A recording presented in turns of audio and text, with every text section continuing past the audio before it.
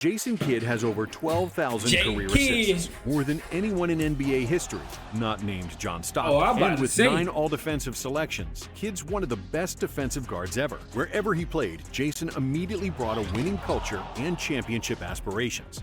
However, Kidd only averaged over 17 points per game once in his career, and they used to call him Asen, because he had no J. So, how good was Jason Kidd?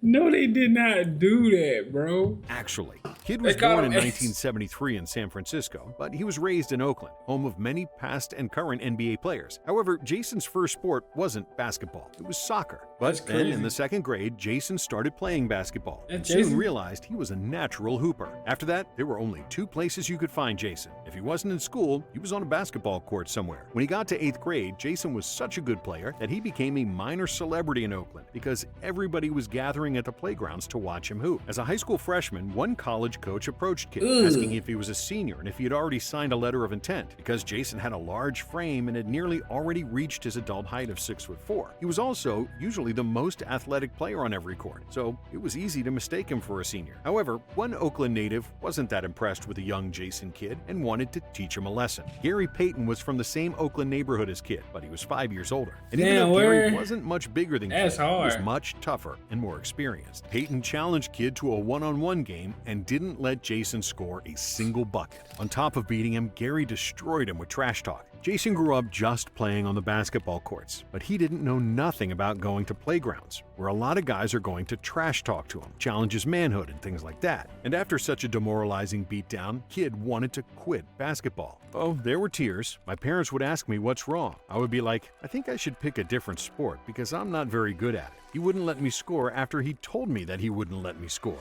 However, Jason's love for basketball was too strong, and he wanted to get better. Payton soon became his mentor, and the 2 Oakland point guards developed a special bond, and Gary's lessons proved to fuel Kidd's success. Jason led St. Joseph High School to a 122-14 record and 2 consecutive state championships. As a senior, he won the Naismith Award as the nation's top high school player after averaging 25 points, 10 assists, 7 rebounds, almost averaged a quadruple double in high school.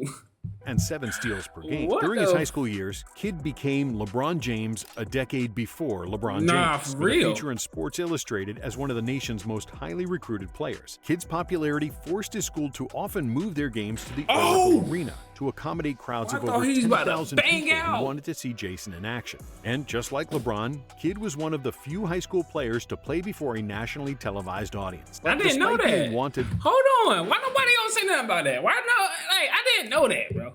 By all the major universities, Kidd chose to attend the nearby University of California, Berkeley, a school that was coming off a 10-18 season and had not won a conference title since 1960. But Kidd's arrival immediately turned things around for the Bears. Jason averaged 13 points, 8 assists, and nearly 4 steals per game, which secured him the National Freshman of the Year award. He led California to a 21-9 record and a berth to the NCAA tournament, which was only the 2nd time in 30 years Cal qualified for March Madness. Maybe the Cal game. How good is around school? The Bears won their first 2 games of the tournament thanks to Kidd's 2 game-winning shots against LSU and Duke, eventually losing to Kansas. 2 game-winning shots versus LSU and Duke. He had 2 game winners. They should have showed us that. Why he didn't show us that?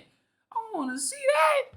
As a sophomore, Jason improved his averages to 16 points, 9 assists, and 3 steals per game, leading Cal back to the NCAA tournament. He became the first sophomore in the history of the Pac-10 to be named Conference Player of the Year, breaking Kevin Johnson's school records for assists and steals. Kevin Johnson accomplished in just 2 seasons, compared to Johnson's 4. After dominating for 2 years, it made no sense for Kidd to continue his college career, and he declared for the 1994 NBA Draft. With the 2nd pick, the Dallas Mavericks select Jason Kidd.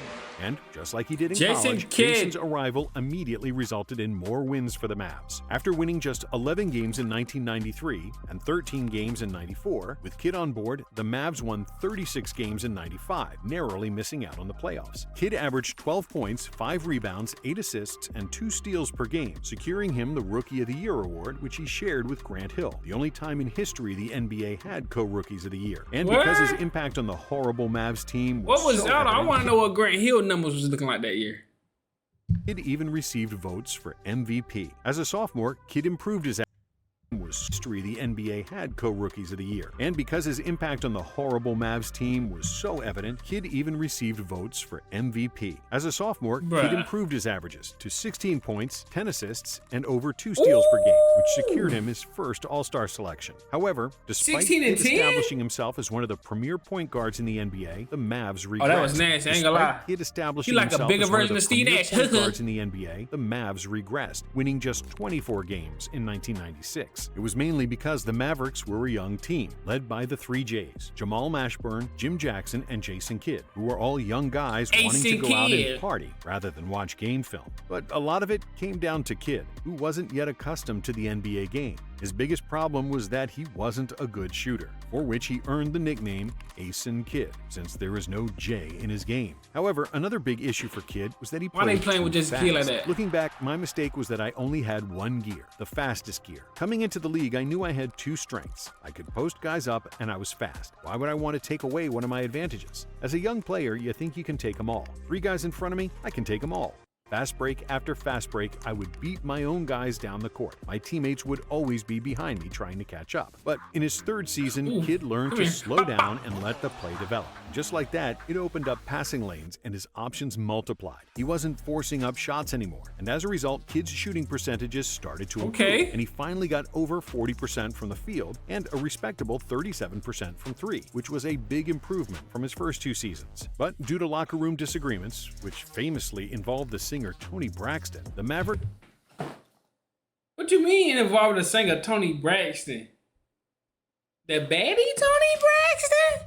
What Tony Braxton got to do with the Mavericks and Jason Kidd them, bro? Somebody got to put some context to that in the comments, man, because I don't know what's going on. But due to locker room disagreements, which famously involved the singer Tony Braxton, the Mavericks decided to trade Kidd to Phoenix at the midpoint of the 1997 season. Mentally, I feel great, and I think that's what I'm going to walk away with this trade, is that mentally I am a new person. There was so much mentally going on in Dallas that I just wasn't playing the same.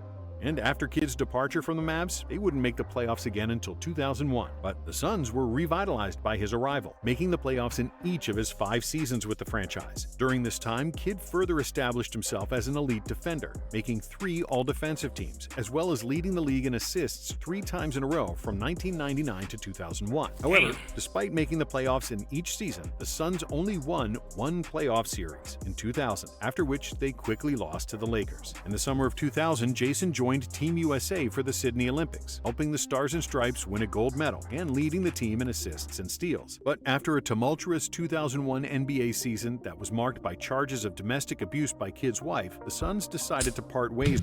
Domestic abuse by Kidd's wife? What's going on, man? Come on, man. Hey, bro, come on now, dog.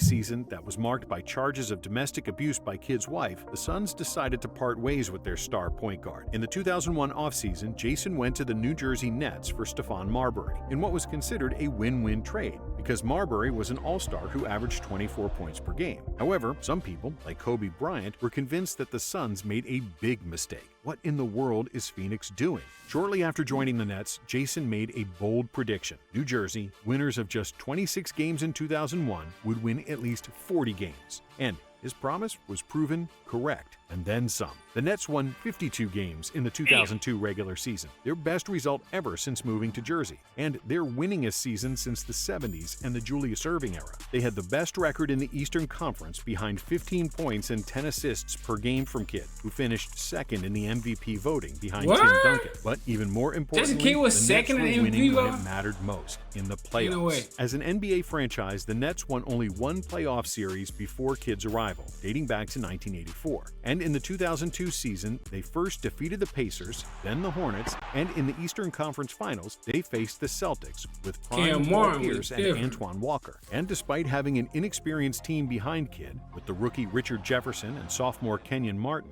New Jersey defeated the Celtics in 6 games. The New Jersey Nets are in the NBA Finals.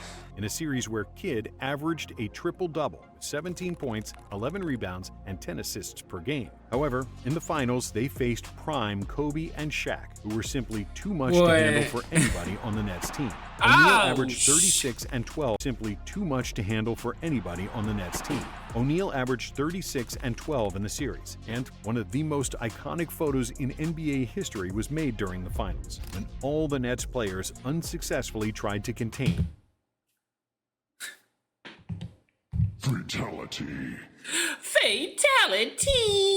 Shaq's dunk. But this experience proved invaluable to the young Nets, who returned to the finals a year later, losing just 2 games in 3 series to win the Eastern Conference. And after 4 games, the finals were tied between the Nets and the San Antonio Spurs. But then another all-time great decided to turn it up a gear. In Game 5, Tim Duncan finished with 29 points and 17 rebounds to secure the win. And in Game 6, he was even better, with 21 points, 20 rebounds, 10 assists, and an astonishing 8 blocks. 20 and 10 and the championship for the Spurs. 8 blocks? He averaged 26 and 7 in the series, but the Nets had little offensive firepower and a lack of shooting to feed off his passing, and it wasn't a surprise that they lost to a much deeper, more balanced Spurs team. In the next 4 seasons, the Nets made the playoffs each year, but they never made it further than the second round. Then, in the middle of the 2008 season, Jason Kidd was 34 years old, and he realized that he couldn't win a title with the Nets, so he asked for a trade.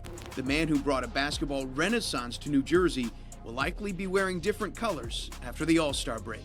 The Nets traded him to Dallas, where Kidd joined Dirk Nowitzki, another legend in search of his first championship. When he got to Dallas, Kidd realized that he'd lost a step and couldn't rely on his speed to beat opponents, who were often sagging off him when he had the ball. So Kidd began working with a shooting coach to try to improve his three-point shot, keep defenses honest, and expand his offensive repertoire. In his first 13 seasons in the league, Kidd shot 34% for 3, which wasn't terrible, but it wasn't great. But in his first half-season back in Dallas, Jason shot 46% from deep. He made 40% of his trays the following year, and then a career-high 42% in 2010. But even though Dallas had a talented team that always won 50-plus games in the regular season, something always went wrong in the playoffs. So before the 2011 season, nobody believed that a 33-year-old Dirk, 34-year-old Jason Terry, and 38-year-old Jason Kidd could improve much from the previous disappointing seasons. But Dallas was different that year. The addition of Tyson Chandler bolstered their interior defense, which addressed their biggest weakness. Get that shoe out of here! And adding veteran sharpshooter Peja Stojakovic and giving more minutes to J.J. Barea gave them a big boost off the bench. The Mavs won 57 games in the regular season, and after they struggled in the first round of the playoffs against Portland, they swept the Lakers in the second round. And the fact that Kobe got swept is crazy for Dallas's victory in the series. An old man, Jason, limited Bryant to just 23 points per game in the series. That was nasty. In the conference finals, Dallas defeated the young Did they beat up, bro? That shit still pisses me off to this day. NBA Finals against come on, OKC, we should have won that one. And it all started according to the Vegas odds, who had Miami as a 3-1 favorite. The Heat won Game 1 and had a commanding lead in Game 2 when Dirk sparked a late Dallas comeback, which tied the series. Miami then won Game 3, and again it seemed like LeBron was well on his way to winning his first championship. But the Mavs weren't letting go so easily, and Jason Kidd played an instrumental role in guarding LeBron. For long stretches of the series, Dallas kept James in check by using the much smaller Kidd as his primary defender. Kidd kept digging at the ball, and LeBron was unable to attack him off the dribble. By neutralizing James, who finished with 8 points in Game 4 and 17 points in Game 5, the Mavericks turned the series around. In Game 6, Kidd was a game-high plus 18, and with a late fourth-quarter scoring spree from Nowitzki, the Mavs won their first title in franchise history. Yeah, that was crazy. It's a dream. And while Dirk collected the majority of the praise, and deservedly so, Kidd's impact on this series was enormous. He was a series-high plus 42 across 6 games, and his defense on James and timely three-pointers gave Dallas a much-needed boost in pivotal moments. Yeah, he wasn't in his prime, though, man. He wasn't in his prime, though. Said after winning the title, "You don't see some of the gaudy statistics in terms of points scored or things like that, but the way he has facilitated our team on the court with his leadership ability, his knowledge of our team, the example he sets by playing with a certain level of intensity and being cool under pressure, he is one of the all-time greats. For Jason Kidd, this moment completely validates his career as being one of those superstars. Jason stayed in Dallas for one more season, after which he decided to join the Knicks for one last hurrah.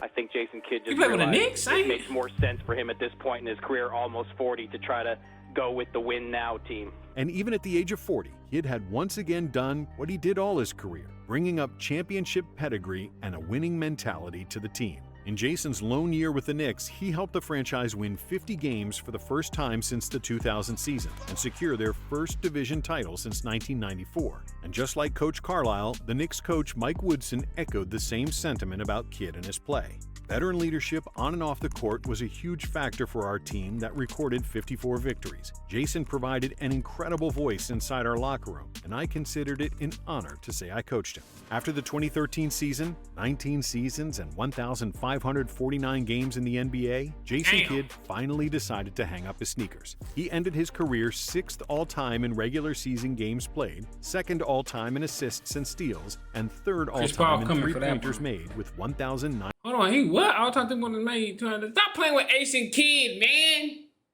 Probably like 4th or 5th now. Kobe Bryant made more all-defensive teams as a guard, and because of his two-way impact, Kidd is one of the top 10 point guards of all time. Jason Kidd was basically a coach on the court, so it's no surprise that after his playing career, he's become an elite head coach.